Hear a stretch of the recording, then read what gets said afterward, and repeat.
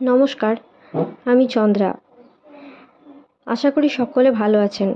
আমার এই গল্প পাঠে মৌ চ্যানেলটিতে আরও অনেক উপন্যাস ও গল্প রয়েছে, সেগুলো শোনার জন্য আপনাদের কাছেও অনুরোধ রইল। আপনাদের একান্ত সাহায্য ছাড়া আমার এই চ্যানেলটিকে এগিয়ে নিয়ে যাওয়া প্রায় অসম্ভব। তাই চ্যানেলটি যদি আপনাদের ভালো লেগে থাকে তাহলে অবশ্যই লাইক, শেয়ার ও সাবস্ক্রাইব করে পাশে থাকবেন এবং আপনাদের মূল্যবান মতামত অবশ্যই কমেন্টের মাধ্যমে জানাবেন। আজকে পাঠ করছি শ্রদ্ধেয় বিভূতিভূষণ বন্দ্যোপাধ্যায়ের পথের পাঁচালী উপন্যাসের আমাটি ভেপুর পরবর্তী পর্ব ও ক্রূর সংবাদ। শুরু করছি। দুপুরের পর রানাঘাট স্টেশনে গাড়ি বদল করিতে হইল। অপুর চোখে দুবার কয়লার গুঁড়া পড়া সত্ত্বেও সে গাড়ির জানালা দিয়া মুখ বাড়াইয়া সারা দিনটা বাহিরের দিকে চাহিয়া আছে। স্টেশনে স্টেশনে ওগুলোকে কি বলে? সিগনাল পড়িতেছে উঠিতেছে কেন? গাড়ি যেখানে লাগিতেছে সেখানটা উঁচু মতো ইটের গাঁথা, ঠিক যেন রোয়াকের মতো। তাকে প্ল্যাটফর্ম বলে? কাঠের গায়ে বড় বড় অক্ষরে ইংরাজি ও বাংলাতে সব স্টেশনের নাম লেখা আছে। কুড়ুলগাছি, গোবিন্দপুর, বানপুর। গাড়ি ছাড়িবার সময় ঘণ্টা পড়ে ঢং ঢং ঢং ঢং। 4 ঘা। অপু গুনিয়াছে। একটা বড় লোহার চাকার চারিধারে হাতল পরানো, তাহাই ঘুরাইলে সিগনাল পড়ে। কুড়ুলগাছি স্টেশনে অপু লক্ষ্য করিয়া দেখিল, সর্বজয়া এবার লইয়া মোটে 2 বার রেলে চড়িল। আর একবার সেই কোন কালে উনি তখন নতুন কাশী হইতে আসিয়া দেশে সংসার পাতিয়াছেন। জ্যৈষ্ঠ মাসে আড়ংঘাটায় যুগল কিশোর ঠাকুর দেখিতে গিয়াছিল। সে কি আজকার কথা? সে খুশির সহিত স্টেশনে মুখ বাড়াইয়া লোকজনের ওঠা নামা লক্ষ্য করিতেছিল। বৌঝিরা উঠিতেছে নামিতেছে। কেমন সব চেহারা, কেমন কাপড় চোপড়, গহনাপত্র। জগন্নাথপুর স্টেশনে ভালো মুড়ির মোয়া ফিরি করিতেছে দেখিয়া সে ছেলেকে বলিল, অপু, মুড়ির মোয়া খাবি? তুই তো ভালোবাসিস, নেব তোর জন্যে। স্টেশনে টেলিগ্রাফের তারের উপরে কি পাখি বসিয়া দোল খাইতেছে। অপু ভালো করিয়া চাহিয়া চাহিয়া আঙুল দিয়া দেখাইয়া বলিল, দেখো মা, কাদের বাড়ির খাঁচা থেকে একটা ময়না পাখি পালিয়ে এসেছে।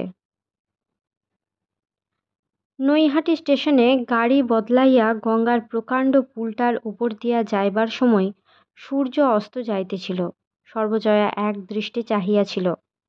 ওপার হইতে হু হু বাতাস বহিতেছে। গঙ্গার জলে নৌকা, দুপারে কত ভালো ভালো বাড়ি, বাগান। এসব দৃশ্য জীবনে সে কখনো দেখে নাই। ছেলেকে দেখাইয়া বলিল, দেখছিস অপু, একখানা ধোঁয়ার জাহাজ। পরে সে যুক্ত কর কপালে ঠেকাইয়া আপন মনে বলিল, মা গঙ্গা, তোমার উপর দিয়ে যাচ্ছি, অপরাধ নিও না মা। কাশিতে গিয়ে ফুল বিল্লিপত্রে তোমার পুজো করব। অপুকে ভালো রেখো। যে জন্যে যাওয়া তা যেন হয়, সেখানে যেন আশ্রয় হয় মা। আনন্দে পুলকে অনিশ্চিততার রহস্যে তার হৃদয় দুলিতেছিল। এরকম মনোভাব এর আগে সে কখনো অনুভব করে নাই। সুবিধাই হোক অসুবিধাই হোক, অবাধ মুক্ত জীবনের আনন্দ সে পাইল এই প্রথম।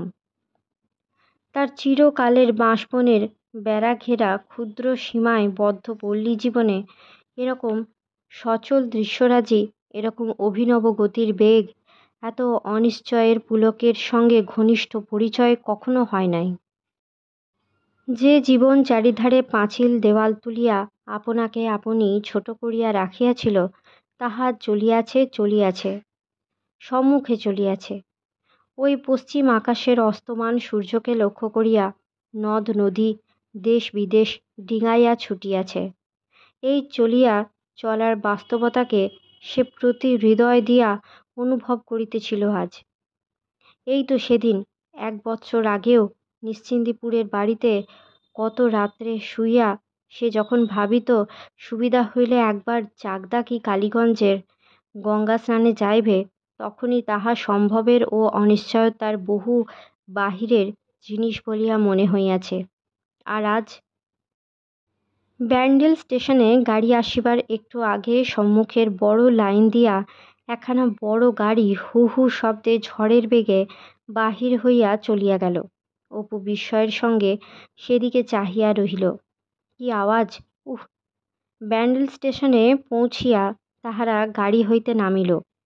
এদিক ওদিক ইঞ্জিন দৌড়িতেছে। বড় বড় মালগাড়িগুলো স্টেশন কাঁপাইয়া প্রতি 5 মিনিট অন্তর না থামিয়া চলিয়া যাইতেছে। হৈ হৈ শব্দ। এদিকে ইঞ্জিনের সিটির কানে তালা ধরা আওয়াজ, ওদিকে আর একখানা যাত্রী গাড়ি ছাড়িয়া যাইতেছে। গার্ড সবুজ নিশান দুলাইতেছে। সন্ধ্যার সময় স্টেশনের পূর্বে পশ্চিমে লাইনের ওপরে এক সিগন্যাল ঝাঁকে ঝাঁকে লাল সবুজ আলো জ্বালিতেছে। রেল ইঞ্জিন, গাড়ি, লোকজন। একটু রাত্রি হইলে তাহাদের কাশি যাইবার গাড়ি আসিয়া বিকট শব্দে প্ল্যাটফর্মে দাঁড়াইল। বিশাল স্টেশন, বেজায় লোকের ভিড়। সর্বজয়া কেমন দিশেহারা হইয়া গেল। তাড়া খাইয়া অনভ্যস্ত আড়ষ্ট পায়ে পায়ে স্বামীর পেছনে একখানা কামরার দুয়ারে আসিয়া দাঁড়াইতেই হরিহর অতি কষ্টে দুর্জয় ভিড় ঠেলিয়া বেপথুমানা স্ত্রীকে ও দিশাহারা পুত্রকে কায়ক্লেশে গাড়ির বেঞ্চিতে বসাইয়া দিয়া কুলির সাহায্যে মোট ঘাট উঠাইয়া দিল। ভোরের দিকে সর্বজয়ার তন্দ্রা গেল ছুটিয়া। ট্রেন ঝড়ের বেগে ছুটিয়াছে। মাঠ মাটি গাছপালা একাকার করিয়া ছুটিয়াছে। রাত্রে গাড়ি বলিয়া তাহারা সকলে এক গাড়িতেই উঠিয়াছে। হরিহর তাহাকে মেয়ে কামরায় দেয় নাই। গাড়িতে ভিড় আগের চেয়ে কম। এক এক বেঞ্চে এক একজন লম্বা হইয়া শুইয়া ঘুমাইতেছে। উপরের বেঞ্চে একজন কাবুলির নাক ডাকাইতেছে। অপু কখন উঠিয়া হাঁ করিয়া জানলা দিয়া মুখ বাহির করিয়া এক দৃষ্টে চাহিয়া আছে। হরিহর জাগিয়া উঠিয়া ছেলেকে বলিল, ওরকম করে বাইরের দিকে তাকিয়ে থেকো না খোকা, এক্ষুনি চোখে কয়লার গুঁড়ো পড়বে। কয়লার গুঁড়ো তো নিরীহ জিনিস, চোখ দুটা যদি উপড়াইয়া চলিয়াও যায়, তবুও অপুর সাধ্য নাই যে জানালার দিক হইতে এখন সে চোখ ফিরাইয়া লইতে পারে। সে প্রায় সারা রাত্রি ঠায় এইভাবে বসিয়া। বাবা মা তো ঘুমাইতেছিল। সে যে কত কি দেখিয়াছে, কত স্টেশনে গাড়ি দাঁড়ায় নাই, আলো লোকজন শুদ্ধ স্টেশনটা হুশ করিয়া হাউই বাজির মতো পাশ কাটাইয়া উড়িয়া চলিয়া যাইতেছিল। রাত্রে কখন তাহার একটু তন্দ্রা আসিয়াছিল, হঠাৎ ঘুম ভাঙিয়া যাইতেই সে মুখ বাহির করিয়া দেখিল যে গভীর রাত্রির জ্যোৎস্নায় রেলগাড়িখানা ঝড়ের বেগে একটা কোনো নদীর ছোট সাঁকো পার হইতেছে। সামনে বড় উঁচু একটা কালো মতো ঢিপি। ঢিপিটার উপরে অনেক গাছপালা। নদীর জলে জ্যোৎস্না পড়িয়া চিকচিক করিয়া উঠিল। আকাশে সাদা সাদা মেঘ। তারপর সেই ধরনের বড় বড় আরও কয়েকটা ঢিবি, আরও সেই রকম গাছপালা। তাহার পর একটা বড় স্টেশন, লোকজন, আলো। পাশের লাইনে একখানা গাড়ি আসিয়া দাঁড়াইয়াছিল। একজন পানওয়ালার সঙ্গে একটা লোকের যা ঝগড়া হইয়া গেল। স্টেশনে একটা বড় ঘড়ি ছিল। সে তাহার মাস্টার মশাই নীরেনবাবুর কাছে ঘড়ি দেখিতে শিখিয়াছিল। গুনিয়া গুনিয়া দেখিল রাত্রি 3টা বাজিয়া 22 মিনিট হইয়াছে। তারপর আবার গাড়ি ছাড়িল। আবার কত গাছ, আবার সেই ধরনের উঁচু উঁচু ঢিবি। অনেক সময় রেলের রাস্তার দুধারেই সেই রকম ঢিবি। গাড়িতে সবাই ঘুমাইতেছে। ইহারা যদি কিছু দেখিবে না, তবে রেলগাড়ি চলিয়াছে কেন? কাহাকে সে জিজ্ঞাসা করে যে অত ঢিবি কিসের? এক একবার সে জানালা দিয়া মুখ বাড়াইয়া ঝুঁকিয়া মাটির দিকে চাহিয়া নিরূপণ করিবার চেষ্টা করিতেছিল গাড়িখানা কত জোরে যাইতেছে।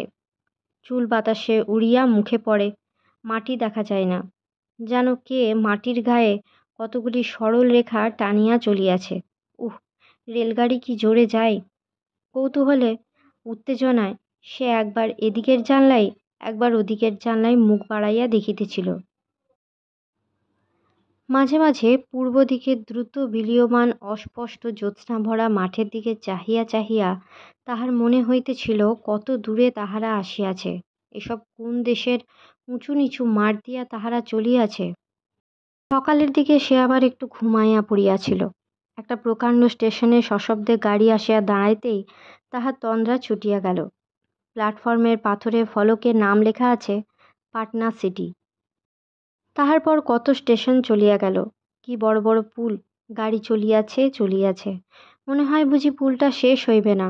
কত ধরনের সিগন্যাল, কত কলকারখানা, একটা কোন স্টেশনের ঘরের মধ্যে একটা লোহার থামের গায়ে চোং লাগানো মতো। তাহারই মধ্যে মুখ দিয়ে একজন রেলের বাবু কি কথা কহিতেছে। প্রাইভেট নম্বর? হ্যাঁ, আচ্ছা, 69, 69, হ্যাঁ, 69, 6 পিঠে 9, হ্যাঁ হ্যাঁ। সে অবাক হইয়া বাবাকে জিজ্ঞাসা করিল, ও কি কল বাবা, ওর মধ্যে মুখ দিয়ে এরকম বলছে কেন? তখন বেলা খুব পড়িয়া গিয়াছে। এমন সময় হরিহর বলিল, এইবার আমরা কাশী পৌঁছে যাব। বাঁ দিকে চেয়ে দেখো, গঙ্গার পুলের ওপরে গাড়ি উঠলেই কাশী দেখা যাবে। অপু একটা কথা অনেকক্ষণ ধরিয়া ভাবিতেছিল। আজ সে সারা পথ টেলিগ্রাফের তার ও খুঁটি দেখিতে দেখিতে আসিতেছে। সেই একটি বার ছাড়া এমন করিয়া এর আগে কখনো দেখে নাই জীবনে। এইবার যদি সে রেল রেল খেলার সুযোগ পায়, তখনই সে ওই ধরনের তারের খুঁটি বসাইবে। কি ভুলটাই করিত আগে। যেখানে যাইতেছে সেখানকার বনে গুলঞ্চ লতা পাওয়া যাইত। তো কাটিয়া গিয়েছে। বাঁশ ফটকা গলির একখানা মাঝারি গোছের তেতলা বাড়ি একতলায় হরিহর বাসা লইয়া আছে। কোনো পূর্ব পরিচিত লোকের সন্ধান সে মিলাইতে পারে নাই। আগে যাহারা যেসব জায়গায় ছিল, এখন সেসব স্থানে তাহাদের সন্ধান কেহ দিতে পারে না। কেবল বিশ্বেশ্বরের গলির পুরাতন হালুইকর রামগোপাল সাহু এখনো বাঁচিয়া আছে। বাড়ির ওপরের তলায় একজন পাঞ্জাবি সপরিবারে থাকে। মাঝের তলায় এক বাঙালি ব্যবসায়ী থাকে। বাইরের ঘরটা তার দোকান ও গুদাম। আশপাশের 2-3 ঘরে তার রন্ধন ও শয়নঘর। এ 5-6 দিনে সর্বজয়া নিকটবর্তী সকল জায়গা স্বামীর সঙ্গে ঘুরিয়া ঘুরিয়া দেখিয়াছে। স্বপ্নেও কখনো সে এমন দৃশ্যের কল্পনা করে নাই, এমন মন্দির, এমন ঠাকুর দেবতা, এত ঘরবাড়ি। আরংঘাটার যুগলকিশোরের মন্দির এতদিন তাহার কাছে স্থাপত্য শিল্পের চরম উৎকর্ষের নিদর্শন জানা ছিল, কিন্তু বিশ্বনাথের মন্দির, অন্নপূর্ণার মন্দির, দশাশ্বমেধ ঘাটের ওপরকার লাল পাথরের মন্দিরগুলা।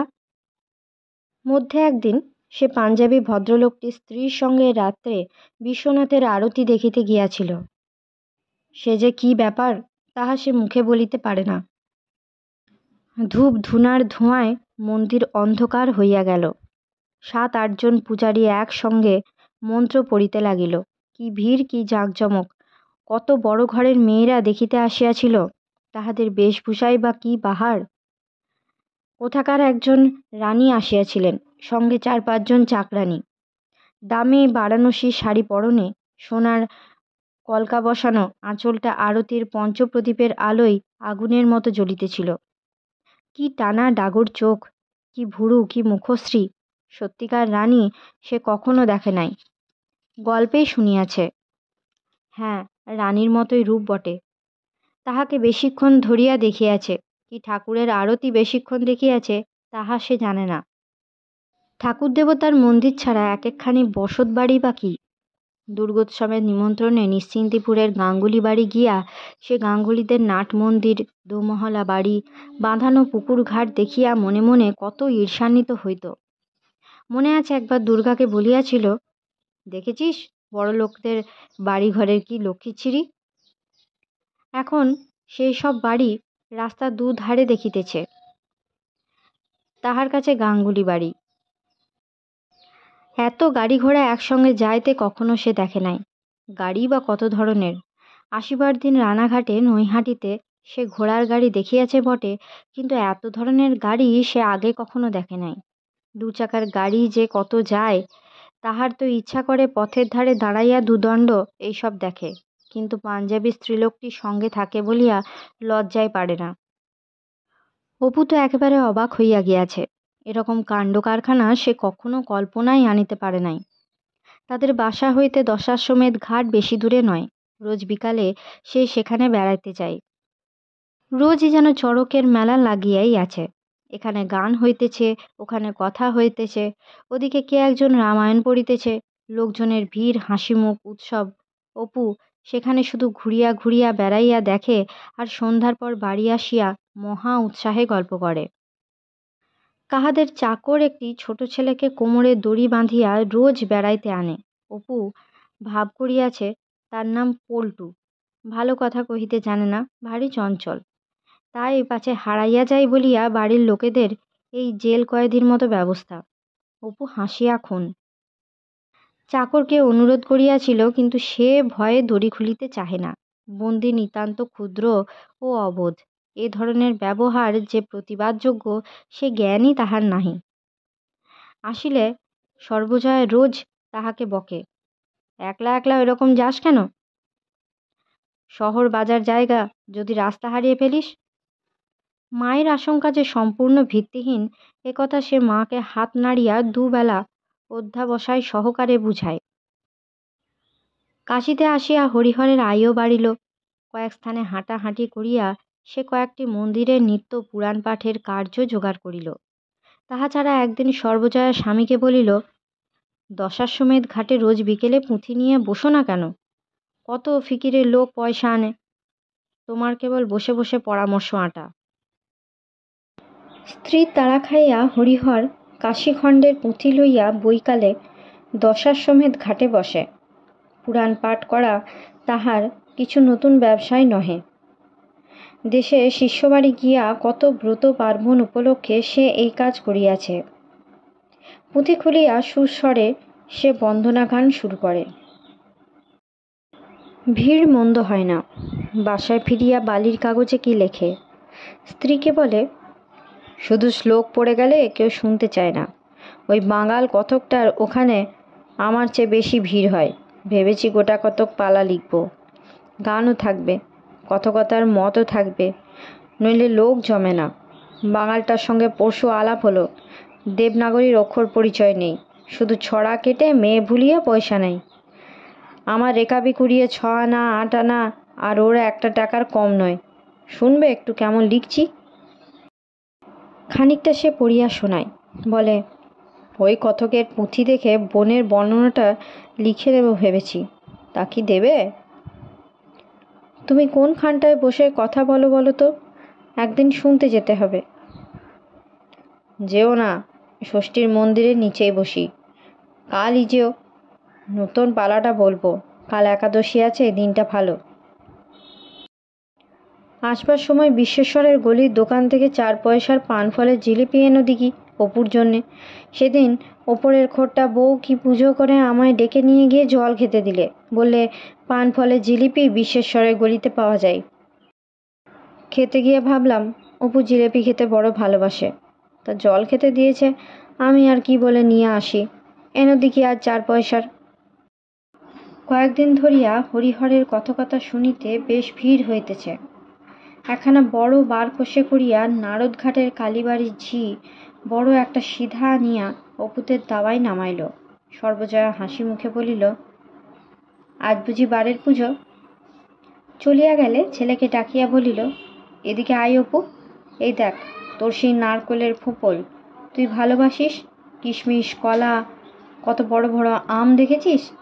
আয় খাবি, দি, বস এখানে। উৎসাহ পাইয়া হরিহর পুরাতন খাতাপত্রের তারা আবার বাহির করে। সর্বজয়া বলে, ধ্রুবচরিত্র শুনতে লোকের কান যে ঝালাফালা হলো, নতুন একটা কিছু ধরো না। সারা সকাল ও দুপুর বসিয়া হরিহর এক মনে জড়ভরতের উপাখ্যানকে কথকতার পালার আকারে লিখিয়া শেষ করে। মনে পড়ে এই কাশীতেই বসিয়া আজ 22 বৎসর পূর্বে যখন সে গীতগোবিন্দের পদ্যানুবাদ করে, তখন তাহার বয়স ছিল 24 বৎসর। দেশে গিয়া জীবনের উদ্দেশ্য যেন নিজের কাছে আরও পরিস্ফুট হইয়া উঠিল। কাশীতে এত ছিল না। দেশে ফিরিয়া চারিধারে দাশু রায়ের গান, দেবাঞ্জির গান, গোবিন্দ অধিকারীর সুখসারির দ্বন্দ্ব, লোকাধোপার দলের মতিজুরির গানের বিস্তৃত প্রচলন ও প্রসার তাহার মনে একটা নতুন ধরনের প্রভাব বিস্তার করিল। রাত্রে স্ত্রীর কাছে গল্প করিত, বাজারের বারোয়ারিতে কবির গান হচ্ছে বুঝলে, বসে বসে শুনলাম বুঝলে, সোজা পথ সব কিছুই না। লও না, সংসারটা একটু গুছিয়ে নিয়ে বসি ভালো হয়ে, নতুন ধরনের পালা বাঁধব। এরা সকলে গায়ে সেই সব মানধাতা আমলের পদ। রাজুকে তাই কাল বলছিলাম। অনেক রাত্রে উঠিয়া এক একদিন হরিহর বাহিরে দাওয়ায় বসিয়া কি ভাবিত। অনির্দিষ্টক্ষণ আনন্দে তাহার মন যেন পালকের মতো হালকা হইয়া উঠিত। কি উজ্জ্বল ভবিষ্যৎ তাহার সম্মুখে। ঝাল লণ্ঠনের আলো দোলানো বড় আসরে সে দেখিতে পায় দেশে দেশে গ্রামে গ্রামে তাহার ছড়া গান শ্যামাসঙ্গীত পদ রাত্রির পর রাত্রি ধরিয়া গাওয়া হইতেছে। কত দূর দূরান্তর হইতে মাঠ ঘাট ভাঙিয়া লোক খাবারের পুঁটুলি বাঁধিয়া আনিয়া বসিয়া আছে শুনিতে। দলের অধিকারীরা তাহার বাড়ি আসিয়া সাধিয়া পালা চাহিয়া লইয়া গিয়াছে। বাহ, ভারী চমৎকার তো! কার বাঁধা ছড়া? কবিরগুরু ঠাকুর হরু ঠাকুরের না? নিশ্চিন্দিপুরের হরিহর রায় মহাশয়ের। এই দশাশ্বমেধ ঘাটেই বসিয়া তো 22 বৎসর পূর্বে মনে মনে কত ভাঙাগড়া করিয়াছে। তারপর কবে সেসব ধীরে ধীরে ভুলিয়া গেল, কবে ধীরে ধীরে নূতন খাতাপত্রের তারা বাক্সের অনাদৃত গুপ্ত কোণ আশ্রয় করিয়া দিনের আলো হইতে মুখ লুকাইয়া রহিল। যৌবনের স্বপ্নজাল জীবন মধ্যাহ্নে কুয়াশার মতো দিগন্তে মিলিয়া গেল। হারানো যৌবনের দিকে চাহিয়া দেখিলে বুকের মধ্যে কেমন করিয়া ওঠে। কত কথা মনে পড়ে। জীবনের সেসব দিনকে আর একটি বারও ফেরানো যায় না। দশাশ্বমেধ ঘাটে অনেক ছেলের সঙ্গে অপুর ভাব হইয়াছে, কিন্তু এখানে তাহার বয়সী সব ছেলে স্কুলে পড়ে, সেই কেবল এখনো স্কুলে পড়ে না। নিশ্চিন্দিপুরে মাছ ধরিয়া ও নৌকায় বেড়াইয়া দিন কাটানো চলিতে বটে, কিন্তু এইখানে সমবয়সীদের কাছে কিছু পড়ে না বলিতে লজ্জা করে। তাহা ছাড়া দশাশ্বমেধ ঘাটে যেসব ছেলের সঙ্গে তাহার ভাব হইয়াছে সবাই অবস্থাপন্ন ঘরের ছেলে। পল্টুর দাদা একদিন কথায় কথায় বলিয়াছিল যে তাহার বাবাকে খুব বিদেশে বেড়াইতে হয়। অপু বলেছিল, কেন, তোমাদের বুঝি খুব শিষ্যবাড়ি আছে? পল্টুর দাদা আশ্চর্য হইয়া বলিল, শিষ্যবাড়ি কিসের ভাই? অপু সদুত্তর দিবার পূর্বেই সে বলিল, আমার বাবা কন্ট্রাক্টরি করেন কি না, তাছাড়া কাঁথিতে ছোট জমিদারি আছে, তবে আজকাল কিস্তি দিয়ে কী বা থাকে। এক একদিন বৈকালে অপু দশাশ্বমেধ ঘাটে বেড়াইতে গিয়া বাবার মুখে পুরাণ পাঠ শোনে। হরিণ শিশু শাপদ কর্তৃক নিহত হইলে হরিণ বালকের স্নেহাসক্ত রাজর্ষি ভরতের করুণ বিরহ বেদনা ও পরিশেষে তাহার মৃত্যুর কাহিনী ষষ্ঠী মন্দিরে পৈঠার ওপর বসিয়া এক মনে শুনিতে শুনিতে তাহার চোখে জল আসে। এদিকে আবার যখন সিন্ধু সৌবীরের রাজা রহুগণ তাহার স্বরূপ না জানিয়া ব্রহ্মর্ষি ভরতকে শিবিকাবাহক নিযুক্ত করেন, তখন হইতে কৌতূহলে ও উৎকণ্ঠায় তাহার বুক দুরুদুরু করে। মনে হয় এইবার একটা কিছু ঘটিবে, ঠিক ঘটিবে। কথকতার শেষ পূরবী সুরের আশীর্বচনটি তাহার ভারী ভালো লাগে। কালে বর্ষতু পর্জন্যং পৃথিবী শস্যশালিনী লোকাঃ সন্তু নিরাময়াঃ।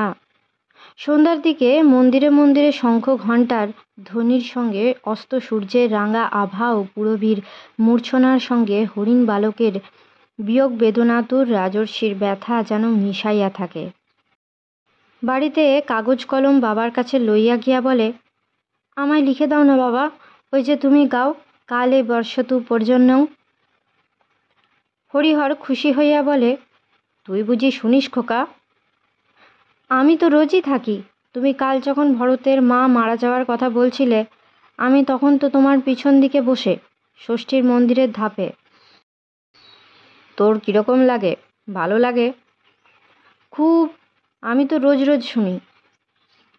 অপু কিন্তু একটা কথা লুকায়, যেদিন তাহার সঙ্গীরা থাকে সেদিন কিন্তু বাবার দিকে সে যায় না। সেদিন বাবার নিকট দিয়া যাইতেছিল, তাহার বাবা দেখিতে পাইয়া ডাকিল, খোকা, ও খোকা। তাহার সঙ্গের বন্ধুটি বলিল, তোমাকে চেনে নাকি? অপু শুধু ঘাড় নাড়িয়া জানায়, হ্যাঁ, সে বাবার কাছে আসে নাই সেদিন। তাহার বাবা ঘাটে কথকতা করিতেছে এ কথা বন্ধুরা পাছে টের পায়। সে পল্টুর দাদা ছাড়া অন্য বন্ধুদের কাছে গল্প করিয়াছে কাশীতে তাহাদের বাড়ি আছে, তাহারা কাশীতে হাওয়া বদলাইতে আসিয়াছে। দেশে খুব বড় বাড়ি, তাহার বাবা কন্ট্রাক্টরি করেন, তাছাড়া দেশে জমিদারিও আছে। শেষে বলে, কিন্তু জমিদারি থাকিলে কি হবে, কিস্তি দিয়ে কী বা থাকে। তাহার বন্ধুদের বয়স তাহার অপেক্ষা খুব বেশি নয় বলিয়াই বোধহয় তাহারা বর্ণিত গল্পের সঙ্গে তাহার পোশাক পরিচ্ছদের অসঙ্গতি ধরা পড়ে না। বিশেষত তাহার সুন্দর মুখের গুণে সব মানাইয়া যায়। পূর্ণিমার দিন কতক ঠাকুরের ওখানে বেশ ভিড় হইল। সন্ধ্যার পর হরিহর কথা শেষ করিয়া ঘাটের রানায় বসিয়া বিশ্রাম করিতেছে। কতক ঠাকুর জলে হাত মুখ ধুইতে নামিল। হরিহরকে দেখিয়া বলিল, এই যে আপনিও আছেন, দেখছেন তো কাণ্ড। পূর্ণিমের দিনটা, বলি আজ দিনটা ভালো আছে, বামন ভিক্ষে লাগায়। মাসে মাসে এই কাশিতে বামন ভিক্ষা হলে পরে 15 সেল আধমন করে চাল পড়ত।